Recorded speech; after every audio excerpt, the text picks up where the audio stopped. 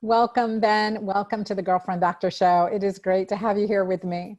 And I'm so excited to be here with you and grateful we're going to have some fun today. I know. It's like, I feel like a brother, right? I feel like you're a brother to me, and have watched you in your influencing and your growth in your business and how you show up in the world. And I've got to hang out with you and your fiance and have dinner and get to know you on a personal level as well as a professional level. So it's nice to see you. So I want to introduce, as I introduce you to my Girlfriend Doctor community and my audience here in the Girlfriend Doctor Show, talk a little bit about your journey. I mean, your personal story is really powerful. Thank you. And yeah, I agree. It's been so great getting to know you and hang out with you. And you've been a huge influence and inspiration in my life and my work. So what an honor to be here with your awesome audience. Yeah, my story is from pain to purpose to promise, following a standard American diet here, which is very toxic. It's really a stupid American diet. And the acronym is appropriate, SAD. Sad. I was growing up here in Miami Beach, Florida, bad lifestyle, toxic lifestyle, from the friends I was hanging around, the drugs I did, addiction to food, video games, and just really a poor lifestyle. And this transferred into my adulthood, where back in 2008, I found myself being a 24-year-old obese man, weighing 250 pounds, felt horrible, physically obese, but also mentally obese and mentally bankrupt, depressed, suicidal, looking for ways to end my pain and my suffering, and actively actually exploring suicide because I was tired of crying every day. I was tired of being in that space. Every time I explored suicide, Anna, the first thought that came to my mind was, what would happen to my mom? Like, what kind of devastation would she have to deal with if I took my life? But it was a vicious cycle of months of it, looking for ways to end my life, thinking about my mom, stopping myself, back and forth, back and forth.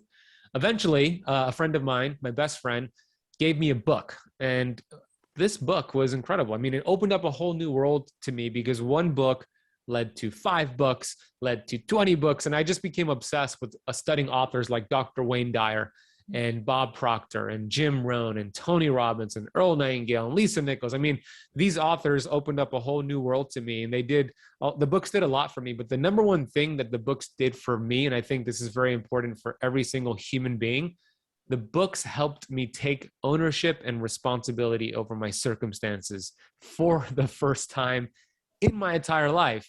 In that instance that I said, I am responsible, which our greatest ability is our responsibility. When I declared responsibility, I instantaneously became the victor of my future, and I stopped being the victim of my past. So I stopped blaming I mean, just wow. Like the whole concept, ownership and responsibility of your path, of your health, of the life course that you were on. And I know that didn't happen overnight, and that didn't transition overnight. So these inspiration, these are all motivational speakers. And I know some of them personally. Lisa Nichols is a friend, and I love her work, and so amazing and motivational. And so these spoke to your soul. They tugged at my heartstrings. They did. And I decided to make changes as a result. And when you take responsibility, it's almost impossible to say those words, declare those words, I am responsible, and still be angry and miserable. So for me, that was the case. I started to exercise, eat better, started to think about the thoughts I was having on a daily basis. And I went through this entire transformation. I went from 250 pounds down to 170 pounds, 34% body fat down to 6% body fat. Wow. Finally, I carved out a physical 6-pack. Not that that is synonymous with good health, but it was always a desire of mine. But the most important thing that I achieved during the transformation was a mental 6-pack. I started to understand how important those thoughts are. And that was 14 years ago. I've been learning a lot ever since and studying, and I became certified as a functional diagnostic nutrition practitioner and released some books and all that. And so that is my story. And I'm grateful that I went through that pain, because out of that pain came the promise and the purpose. I love it. I love it. And so how tall are you, Ben? 6'2.5". 60, and 250 pounds. That's hard to visualize. That's hard to visualize on you, knowing you only at this level. Right. And for me, I was well over 240 pounds at one point when I stopped weighing. I'm 5'8". And so that, like, again, like I kind of have a lot of parallels and understanding. I remember in med school, one time a physician said to me, the urologist, like one of the things that I learned from this urologist, he said, Anna, you're the only one who can upset yourself. And I said, oh no, my boyfriend can piss me off. No, he said, you choose how to react. You choose. It's your, like, that's it, ownership. It is your choice how to react. But now empowering your physiology helps with willpower to make those changes. Yeah. So what were some of your first, you took ownership, claimed responsibility, I am responsible, and then what? And then I just started moving my body. I started exercising. I started eating better, eating more whole foods. Now, I didn't follow any particular diet back then. As a matter of fact, the way that I did it wasn't really the most healthy way, because although I lost the weight, I still I wasn't healthy. I was one of those fit, sick people. I still had digestive issues and acne and brain fog. So it took me years to really figure out what health looked like and felt like. But for me, it was getting my body moving, eating more nutritious whole foods. And then along the way, you start to figure things out. And it doesn't have to be a big change. It could just be a small little step you take today that you didn't do yesterday, and you build off of that. And that's what I did. And eventually you progress, you learn more, you experiment, you see what works for you, what doesn't work for you, you discard what doesn't work for you, and you just keep pushing forward. And I still do that to this day. And this one thing, the quote that comes to my mind, this old Arabian proverb that says, when you have your health, you have 1,000 wishes. When you don't have your health, you have but one. That's right. Right. And health is your greatest asset. It's everything. Yeah. And I've had one of my clients in Magic Menopause early on. She goes, Dr. Anna, someone said that I look so healthy. And she goes, that is the best compliment I could receive. And I couldn't agree more. It is. I mean, we live in this physical body that carries our soul, right? And once we pass away, the soul moves on, but the body is here to kind of act as an apartment or a house for the soul. So we want to live here in this beautiful earth as long as possible. And it's the way you treat your body, the foods you give it, the thoughts you think, all of that will result in how long and how much quality your life is as you live on this amazing earth that we live on. Mm-hmm. And I love that. And biblically, it says that our body is the temple of our spirit. And when we look at that word temple, it's actually cathedral. Our body is the cathedral of our spirit. And thinking about our body as energy, like so the soul passes on, energy never dies. Right? Energy never dies. There's a different energy. And that's one thing, as a hormone specialist, I always say we only have begun to understand hormones because hormones are energetic molecules and they interrelate so much. And in my studies as an OBGYN, looking at all the reproductive hormone, progesterone, estrogen, testosterone, studying this, fine tuning it, all to say that realize it takes more than hormones to fix our hormones, right? It does. The path you stumbled on. And some of the most powerful hormones, insulin, creating insulin sensitivity from a state and a lifestyle that we are inundated with here in America, specifically, especially, is insulin resistance. So now then you got on to this healthy kick, this lifestyle, and ended up in the Keto Kamp. You guys, his platform, check out Keto Kamp, spelled with Keto Kamp, Keto Kamp. And so how did you transition into this keto lifestyle and what, like, we are in alignment? I would say it's not just a good idea in menopause and beyond, but it's mandatory. It's mandatory with flexibility, So very important. Yeah, we're both very similar because we're not dogmatic about it. We use it as a tool, one tool in the shed. But if you use it the right way, like the way you teach it, it is such a powerful tool. I mean, when we think about the insulin resistance and type 2 diabetes and obesity in America, there was that study that came out in 2018 from the University of North Carolina, Chapel Hill, that showed about 88% of Americans are metabolically unhealthy. And they reviewed thousands of patients in that study, about 10,000 total. And they found that only 12% of Americans are actually metabolically healthy. So ketosis, keto, the way we teach it is such a powerful way to teach people's metabolism to go back to that natural state of switching back and forth between burning sugar and burning fat, which is what we want to do. So for me, I didn't discover keto until 2013. At that point, I was actually transitioning away from a plant-based diet. I was a 100% vegan plant-based diet for a year and a half. And you know what? In the beginning, it was great. I think it could be a great short-term tool, but eventually it caught up with me and I just fell off. Hormones were off, excessive soreness from workouts, brain fog. I just didn't feel great. And then I started to get into ketosis and intermittent fasting, and it made a lot of sense to me. It was super fascinating, still is. And I transitioned from a vegan diet to a ketogenic diet, and I started to explore different avenues for that. That's a huge flip. That's such a huge flip. You're right, because I went from eating like tempeh and natto and all these plant-based burgers to eggs and steak, and it was a completely different shift, but I felt amazing. And I started to learn a few things about keto, and then eventually got into more of what I call keto flexing, which is going in and out of ketosis, similar to what you teach, Anna. Well, and I think that's so true. It's what I found in working in this space. Like, we are journeying with our clients and learning from them, and being where I created MenuPause, the 5 different menu plans, right? And one is a plant-based vegan menu plan, and another is a carnivore menu plan. And then just often I think that rotating, and like you call it keto flexing, right? Keto flex, and your book, Keto Flex. You guys got to get his book. Definitely get Ben Azadi's book, Keto Flex. I mean, so much wisdom in that. And it's great to share and to pass on and to just seed this information into those that are around you. Because when we're doing this in a community, when other people are understanding, okay, we're not crazy, honestly, this is going to bring light and energy.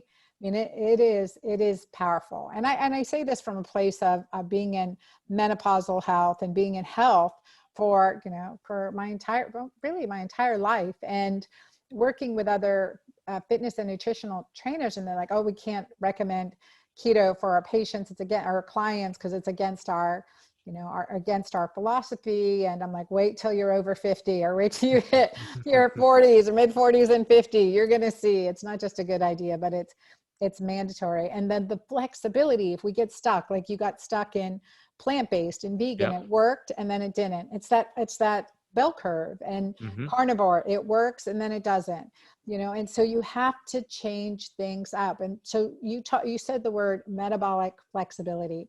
I want you to define what that is and how that works, and give an example of how you use it in your programs and your teachings.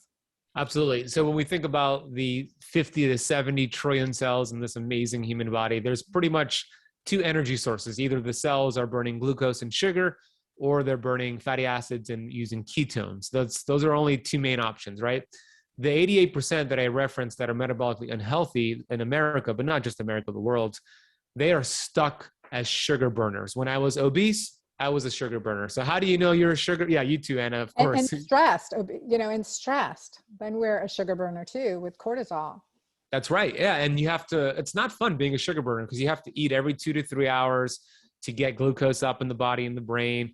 Your glucose levels crash after eating a meal. And eventually you could develop insulin resistance. And that is commonly seen as frequent urination, dryness in your mouth. You're thirsty all the time.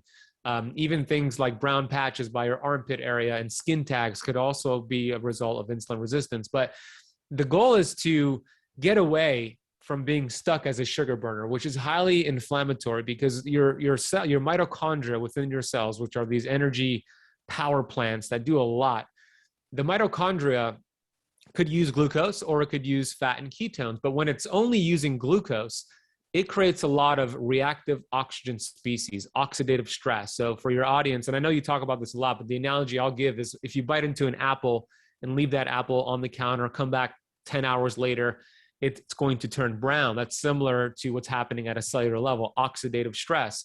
When a cell is burning glucose, the mitochondria cannot keep up with the oxidation that is created from the ATP, the gasoline of the cell, the energy currency. But when you switch over to burning fat and ketones, what happens is the ketones signal to the mitochondria to protect yourself, duplicate the mitochondria, and relieve some of this excess free radicals produced from the ATP, which is awesome because it lowers inflammation and you're lowering glucose and insulin at the same time, which is going to help with a lot of these metabolic conditions. But we don't stay in ketosis forever. To Anna's point, I'm not a fan of any diet long-term. It's a new problem we have. You always talk about the chicken salad, right? Anna, eating the same chicken salad every day. We want to rotate, True. create hormesis, create adaptation, because when you force adaptation through dietary changes, good cells get stronger, bad cells don't adapt. So with ketosis, what we have nowadays in America is a keto deficiency. Burning fat is our natural birthright. Babies that are born into this world and breastfed naturally go in and out of a state of ketosis because that breast milk is full of saturated fat and cholesterol. Yes, there's glucose and sugar in there, but that baby is so efficient at burning down the sugar, it goes in and out of ketosis, which helps the development of that baby's brain. So it's a natural process. Keto is not a diet. It's a metabolic process that we want to tap into and use the right way. Yes, and I just thinking, because I'm a new grandmama. That's right. Yeah, Gigi, Teta, Avo. I haven't figured out my grandma name yet, but and just trying to redefine what that means, right? Disrupt menopause, disrupt the imagery of what a grandma looked like to me in my brain, because I never knew my grandparents. They were dead before I was born.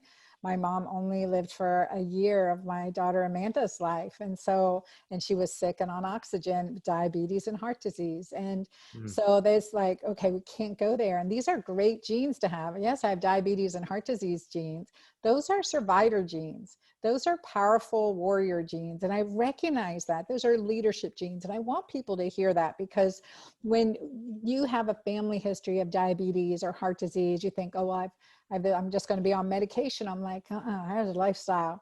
That is lifestyle. And what you said, just like, we are designed to bump in and out of ketosis. And if we're not exercising that flexibility, then we become metabolically inefficient, stalled.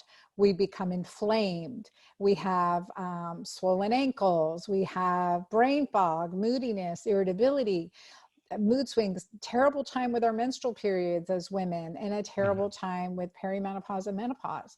And fertility is a whole nother issue. So these genes can work for us or against us. And I think we have to change, like, I have to change the way a grandma looks in my mind. I have to change the way we look at diabetes and heart disease, family history.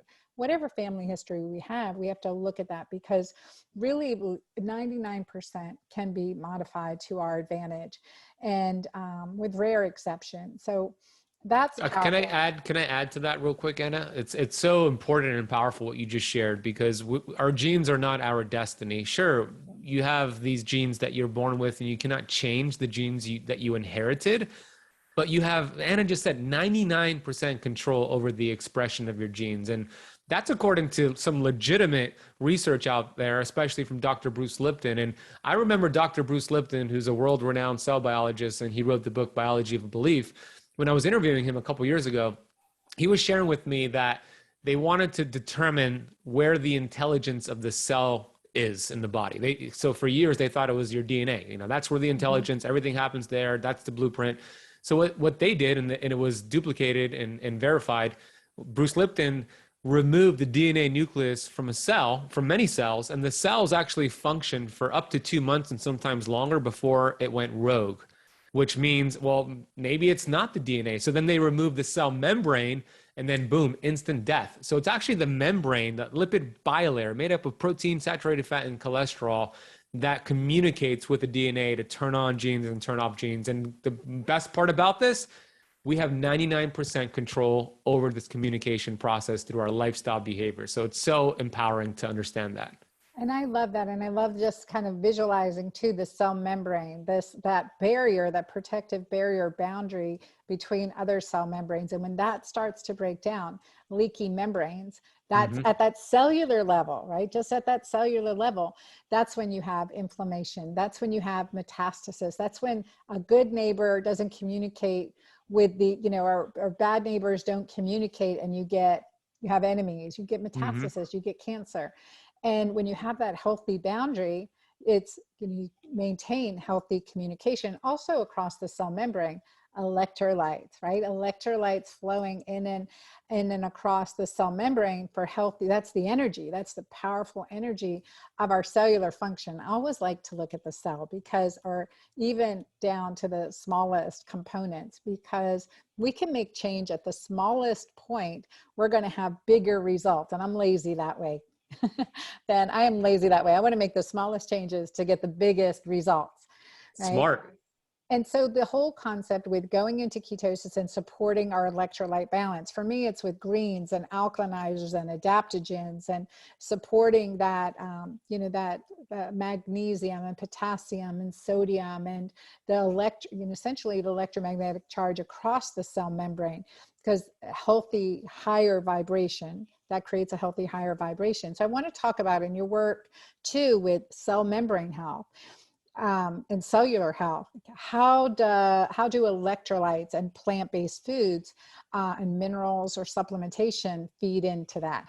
No pun intended. Yeah, it's so important, especially for those who are doing keto, because what happens naturally when you start to lower glucose and insulin with a low carb, high fat ketogenic approach, you're going to get rid of a lot of excess water weight, which is terrific because it's going to help you look lighter, feel lighter. But there's also this diuresis process where the kidneys loses some electrolytes and minerals too. So especially in the beginning of doing keto, you want to be really diligent with replacing those electrolytes and minerals. That could result in things like the keto flu, which is technically not a keto problem. It's a carbohydrate withdrawal symptom problem. It's a fact, a sad fact, that we can't get all of our minerals and supplements, or electrolytes, I should say, from food alone, just because our crops are so depleted.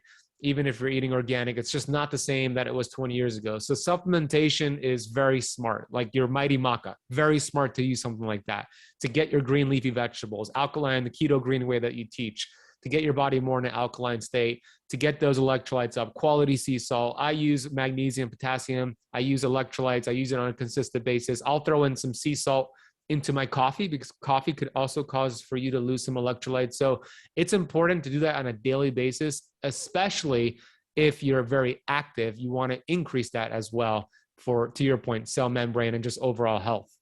Yep. And too much of anything, right? Too much of anything too long create some resistance. So I want to talk more about that concept of switching things up and how you work with people through your Keto Kamp. And you've been doing this Keto Kamp for a while now, and you run people through, different degrees, different plans, different diets and lifestyle, and and empower oxytocin. Another thing I love about you, Ben, it's a powerful hormone, oxytocin, the hormone of love and gratitude and connection, and how that's part of your life and your teaching too.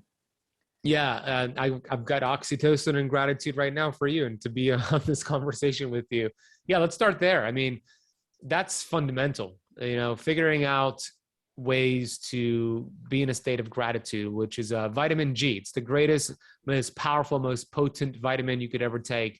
Dr. Joe Dispenza did brain scans on hundreds of his participants who have gone through his courses, seminars, and he has seen on brain imaging scans that when somebody is experiencing gratitude, there's 1,200 different chemical reactions that take place in the body that put the body in a restorative anti-inflammatory state. I mean, how powerful is that? We could get that in a second just by being grateful. And there's always something to be grateful for, and what you appreciate appreciates. And it starts with those thoughts that we have all day long, those 60,000 thoughts it's estimated that we have every single day. Become aware of those thoughts. And are you having what's called stinking thinking thoughts, or are you having loving, abundant, healthy thoughts? So when you find yourself being in a negative, fearful state, then switch over to a healthy, loving, abundant state. Write down what you're grateful for. Experience that oxytocin boost, as Anna talks about, counteracts cortisol, which can be very detrimental when it's chronically elevated. So that's where I would start. Make sure you got those innercising thoughts going on before you exercise. And then with my protocol, I have a 4-pillar approach. There's a lot of similarities. Did you say innercising before exercising? That's right. Yeah.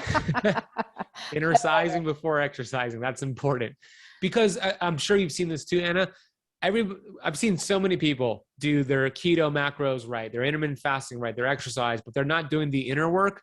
and the body doesn't heal. Have you seen the same thing? Absolutely, absolutely. Can be eating the most plant-based, great plan and have acidic thoughts, right? Anger, hate, resentment, self-hate.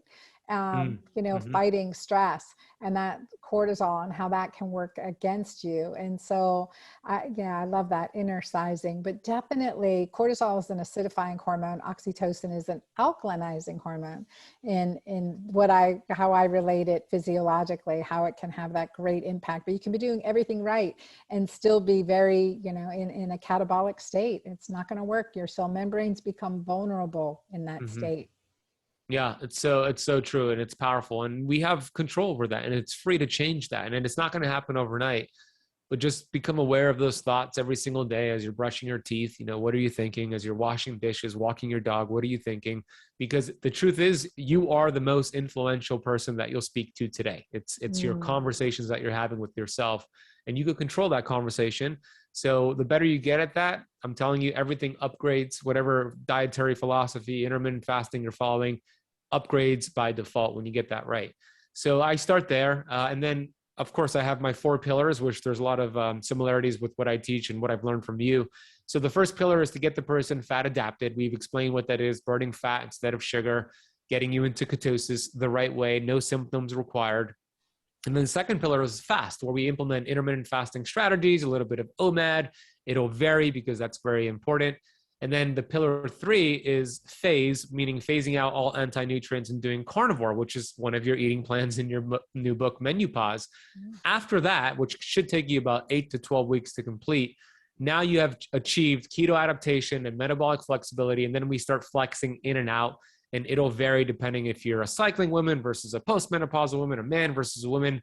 But we essentially have what I call a keto flex day or 2 each week, where we intentionally up the carbs, flex out of ketosis, and then we could go back in a following day or 2. Yeah, I think that's incredibly so valuable. So talk to me about the anti-nutrients and your choice of carnivore in that phase, that third phase. I started to get really interested in carnivore probably like 3 years ago, where I saw all of this anecdotal evidence coming out, like what it did for so many people. And I thought it was interesting. It made a lot of sense that, plants have developed these defense mechanisms. They can't run away, or they don't have claws or teeth, so they have to protect themselves. So they have oxalates, phytates, anti-nutrients, etc. Lectins, yeah. So it helps to protect them, right? And that makes sense to me, right? But I decided to experiment and do 40 straight days of carnivore. But before I did that, the first time I did it, I did a whole bunch of lab work, a comprehensive panel, $3,500 panel, where I got all these markers done. Then I did 40 strict days of carnivore. And then I did the same lab work on day 40. And I also paid attention to how I felt. I felt incredible. I mean, I felt really good. And my lab work transformed. I mean, my C-reactive protein went from 1.1 to 0.5. Homocysteine dropped. A1C dropped a point, fasting insulin dropped a little bit, everything improved, and I felt great. So I saw it as a valuable tool. But I don't think, and I know you agree, just because they are anti-nutrients doesn't mean we should run from them or avoid them forever, because it could be an argument to be made. There could be a hormetic stressor from eating these. But if somebody has leaky gut, then carnivore could be amazing for a short period of time as you work on the liver, work on the gut, and then you start introducing those plant toxins back in, and now they benefit you versus what they were doing beforehand. So that's my view on it. I know yours is very similar. Yeah, very similar. And plus in my own experience too. Okay, well, what's the hype about carnivore? And trying to understand how would that work for me as a menopausal woman, or just me, the N of one. And I did it for a while and actually did great the first week, 2 weeks, and then plateaued, then gained weight. And it was really interesting. Plus then I know, of course, because also just a native bias against it, probably because I love my tabbouleh, one of my recipes in MenuPause, and I love greens, and I've incorporate that in. But also understanding too that with the longevity, the longest lived populations, our blue zones, all have a significant amount of plant-based foods in there as well. So that stressor, that variety, those nutrients, the fiber, those are things that help, and there are seasons for a reason. So intellectually, I think, okay, that's the winter, that's kind of like a winter plan. What do we do in the spring and summer? Now Yeah. let's change things up, challenge things, rotate, and keep our digestive tract from getting lazy, and keep challenging it. And I think you're right about that. I also think that our food has been, especially our greens, our farming has been so contaminated with glyphosates Hmm. and other pesticides and herbicides and endocrine disruptors that erodes, it erodes our digestive lining. So no two spinach leaves are created equal, right? So the same thing, no two cruciferous vegetables are amazing for us, but organic and the soil it grows in, the environment it grows in, changes the structure and the benefit to us. And I think keeping that in mind is really powerful. And also looking at lab work and studying lab work and digestive stool analyses, and look for gut, microbial diversity as a marker of longevity and good health. That plant diversity really facilitates that. That's right. Diversity is king, and changing up your plans, following the seasons, doing something like that will help with the diversity, as opposed to following the same diet long term. That could create the opposite effect that we want. Mm-hmm. Yep, absolutely, absolutely. So tell us some stories of some people that you've worked with in your keto camp. Yeah, I mean, there's so many. I remember Shannon. I actually wrote about her in my book, Keto Flex. She came into the Keto Kamp Academy, and she had full-on type 2 diabetes. She was on insulin. And in 90 days, less than 90 days, she actually got off of her insulin, working with her doctor, of course, monitoring her numbers, and she got off of it. She also was almost homebound, meaning she couldn't really walk around. She was in a lot of pain, and now she was able to walk around, which is like super. And she was super happy about that, because it was the first time in a long time she could walk around the block and be able to do it without being worried about falling or being in pain. That's one person right there. And then Zippor, who's also I wrote about in my book. She's Middle Eastern, and she lives in California. She's in my program. She didn't have her period for, I believe, over 2 years before she enrolled into my course. PCOS, no period. Within 40 days, she got her period back and eventually reversed her PCOS. And she has almost lost now 100 pounds. Wow. Like, this is what you do. This is how it works. The body's amazing. We just need to do our part, identify the interference and remove it. And those are just two perfect examples right there. I love that, because also for fertility, getting into ketosis is Mm. very positive, getting keto green, and really working on becoming insulin sensitive. That's what we're doing with our clients. We're helping them be empowered to become more insulin sensitive, especially clients with PCOS, infertility, and early menopause symptoms. We've seen the same thing time and time again. And that, again, we are improving longevity. And I think about that client you said with PCOS, and Mhm. most likely estrogen dominant, especially with 100 extra pounds. Fat metabolizes estrogen. So, it's another organ to produce increased estrogen, and can increase the risk of endometrial cancer. So what you've done for that person, you've improved her longevity, decreased her risk of all mortality, but especially to endometrial cancer. And we can look and see patients and see, okay, what are they at risk for, and get to these root causes. I mean, the prescriptions we're writing as physicians to control that insulin is a piece. It's a piece, but it's like, and that insulin's a crutch. You get off crutches, right? When we have to be able to get off crutches, and there's no age limit to that. I'm sure That's you've right. seen some clients in their 70s, 80s, that also come on board. I'm curious about how some older patients as well. Yeah, there's 70-year-olds, 80-year-olds, and it's the same. I always hear the same thing from them, right? They enroll and they're like, and I ask them what their goals are, and they say, I want to do XYZ, but I'm 75 years old and it'll take me 5 years to hit that goal, right? And I say, well, how old will you be if you don't hit those goals, right? I mean, it's like you're still gonna, continue on. Might as well work on something that's gonna inspire you, and especially with your health. But the human body is amazing, to your point, Anna. It doesn't matter if you're 21 or 91 or 101, it could heal, and it's designed to heal as long as we do our part, which is to identify what's interfering with the innate intelligence. And once you determine that, you could work on removing the interference, and the innate intelligence goes to work and starts to put things together, and it's the world's greatest healer and physician, and we have access to that 24/7 as long as we do our part, no matter how old you are. Absolutely. Absolutely. I'm excited. So what was something that was unexpected that you didn't actually think was going to be a result in working with in the ketogenic lifestyle and world that you've seen? like an additional benefit to that may have surprised you? It's a great question. I love the way I feel mentally when I'm in ketosis. So as an entrepreneur, I'm sure you could relate. You want to do whatever you can to be at peak performance, to be able to look at research and extract it and educate and teach. And it takes a lot of mental bandwidth, doesn't it? So when I'm in ketosis, I feel incredible, especially if I'm fasted and in ketosis. Like if I speak on stage, I'm going to be fasted because I just Me feel too. right. Yeah. Don't you just feel amazing? So that was something that was unexpected. And I think it's one of the best biohacks for any entrepreneur to utilize fasting and ketosis, because it'll put you in a peak state that almost feels spiritual, honestly. Energized enlightenment, especially I always say add in that alkalinity factor, get ketosis and alkaline urine pH at the same time. It's like boom, right? Superpower. And superpower. And one thing, we're going to be speaking at Paleo FX. I'm excited. Yeah. I will be there together April 29th, 30th and 31st. I'll be speaking on April 29th. Ben, what day are you speaking?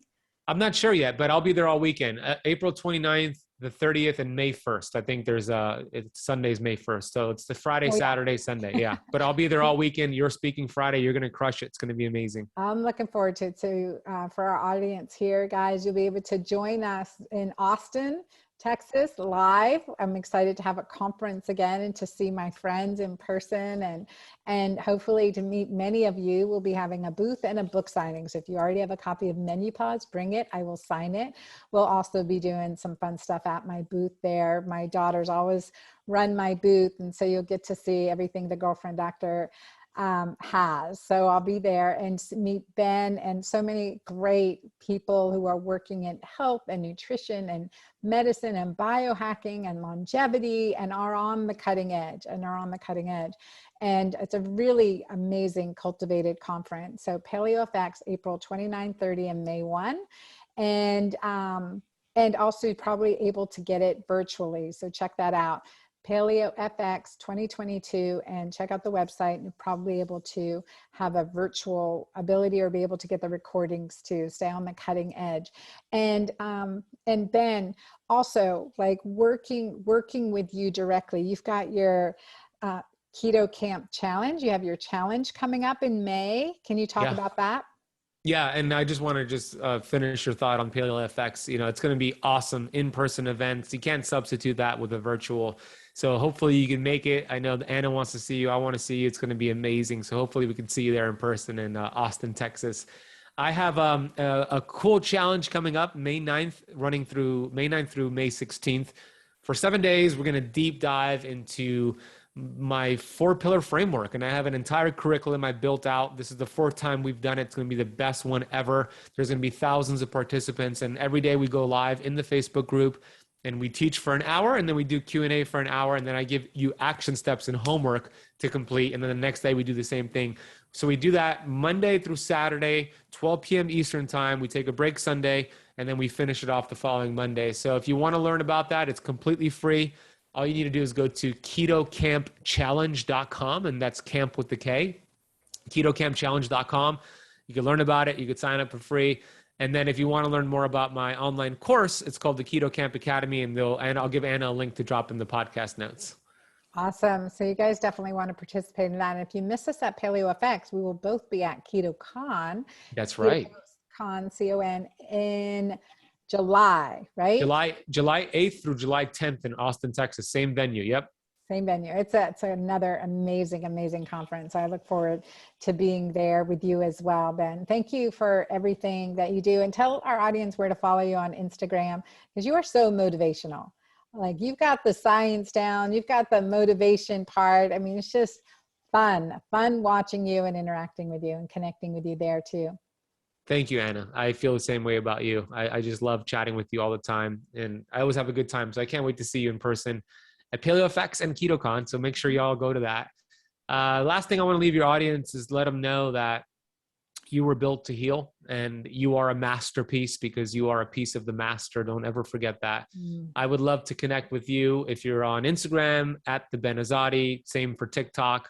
My website is benazadi.com. I have the Keto Kamp podcast, where the amazing Dr. Anna has been a guest on there twice. And then our Keto Kamp YouTube channel. But everything can be found over at benazadi.com, which is my website. And thank you, Anna, for allowing me to come and serve your audience today. Oh, no, I love it. I almost let you get away without my favorite part, which is asking you my rapid fire questions. Rapid fire. Let's do it. Rapid fire. So with a girlfriend doctor, we have 4 pillars. We have nourish, shine, awaken, and embrace. Those 4 pillars. So nourish, what is your favorite thing to eat? Favorite thing to eat? I like red meat. I feel really good with grass-fed, grass-finished red meat. That's my favorite. And what about drinks? Do you drink alcohol? What do you feel about alcohol and keto? I haven't had alcohol in 6 years, so I don't drink. If you're gonna have alcohol, like a dry farm wine would be great, but I don't think it's a poison, right? Your body has to detoxify it, so I don't drink it. But a dry farm wine would be a good idea if you drink. Okay, and shine. What is a skincare routine that you have to keep you young? That's a good question. I use my red light lamps here. That's what I use. Yeah. Love it. Okay, good. Good. Yeah, I know I have red light too. I love them.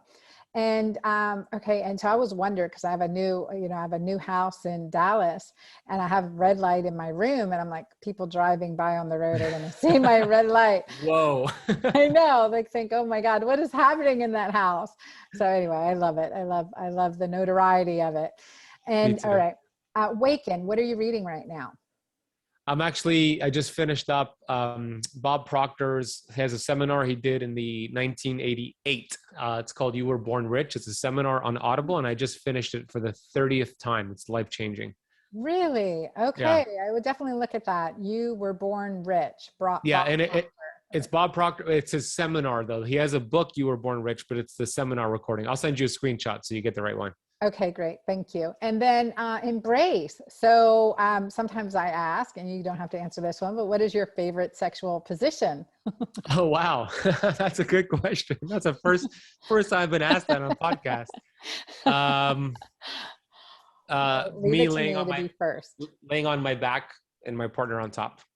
Love it. Thank you for sharing that. And so I know that you are recently engaged. Yeah. And do you feel that this stage of your health played into your ability to have a healthy relationship?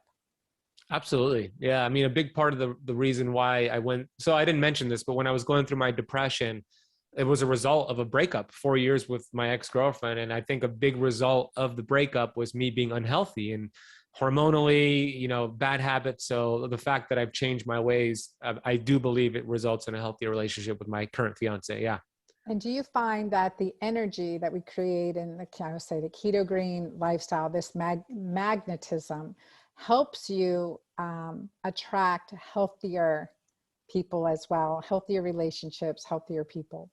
Of course, your vibe attracts your tribe, right? So love that.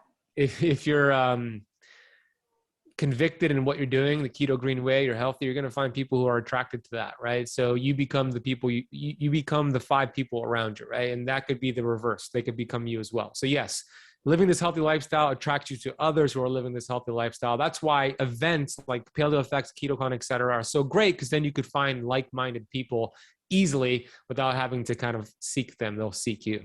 Yes. Yeah. It's so empowering. It's so different. Also, just a really big emphasis on that to fellow physicians out there. Sometimes I go to medical conferences and we're not healthy. There's like a dark, I mean, it's like a dark energy. And of course you see the breakfasts and the lunches and all that stuff that we get too, that we're served. So I think we have to shift and look at lifestyle medicine outside of the pharmaceutical industry and the surgical industry and what we're teaching. I really am pushing. I'll be speaking also at A4M, April 30th, right after Paleo FX and anti-aging and regenerative medicine. And I love that group because they're open to it. But there's that push and an awareness that food affects our physiology and our hormones. And there's so much to biohacking and longevity that comes from the inner work that we have to do and how we nourish ourselves. And we don't get it in med school. So we have to get it from somewhere, and it's best to get it from the right sources.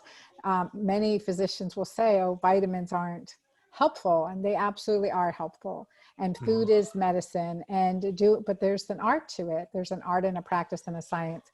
So I love what you're doing, Ben. I love hanging out with you. There's so much my community can learn from you, and we'll continue to collaborate. Maybe I'll show up on your challenge, and that will be fun too. So we'll be doing stuff with MenuPause, and then that'll be a great time to pop into your keto challenge too, the ketokampchallenge.com.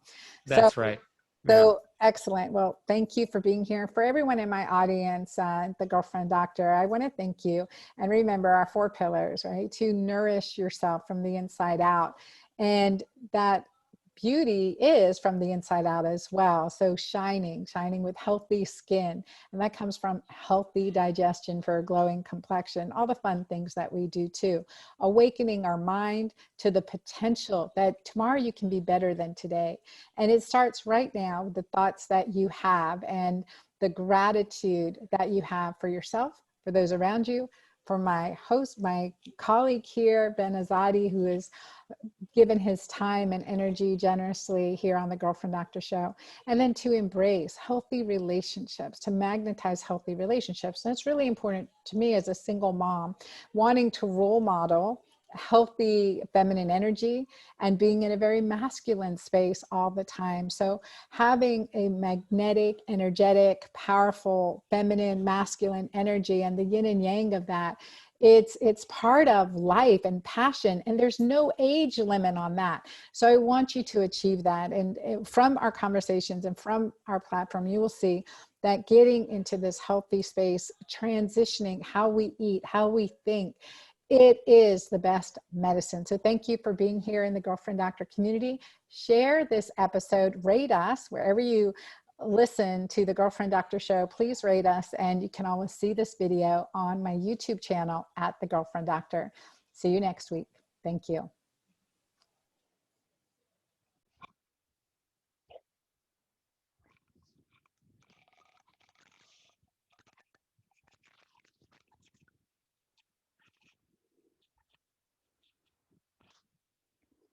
Recording the intro. Welcome back to the Girlfriend Doctor Show. There is sometimes so much controversy about ketogenic eating. Is it good for you? Is it not good for you? Is it good for women? Is it not? What is the healthiest way to go? And is it vegetarianism? Is it carnivore? Is it so all plant-based? Do we avoid lectins, oxalates, and other immunostimulants? Do we avoid certain foods? Do we fast? Do we not fast? Do we fast at certain times of the month? What's right for women? What's right for men? I mean, it can be overwhelming. And I get it. I hear you. And it's always a fascinating journey in health, especially when we are an N of one. We are individual. We are unique. And there's so much at certain times in our life that work for us and work against us. So in the keto world, there are many voices. And I want to share a voice today with someone I really admire and I enjoy listening to, and I enjoy following and talking with and collaborating with and even hanging out with. So I want to share with you a journey, a colleague in the keto space that is absolutely brilliant, is absolutely brilliant. So I want to share him with you. And his name is Ben Azadi. Ben Azadi has been in the health space for several years as a voice in ketogenic lifestyle, and has a camp called Keto Kamp. And it is a virtual camp, and it is amazing. And his journey from depression and near suicide and emotional turmoil, as well as obesity as a young man, addicted to video games and food and drugs, how he turned his life around. Now, his story is not unique. His story is not yet not unique. He is not alone. There are people suffering and struggling more now than at any other time in my lifetime. And I want to share him with you. I want to share his journey with you. His name is Ben Azadi. So let me bring him on now. He is the founder of Keto Kamp, an amazing community. He's on Instagram at the Ben Azadi, and you will enjoy this. Take note, get pen and paper ready, and let me introduce you.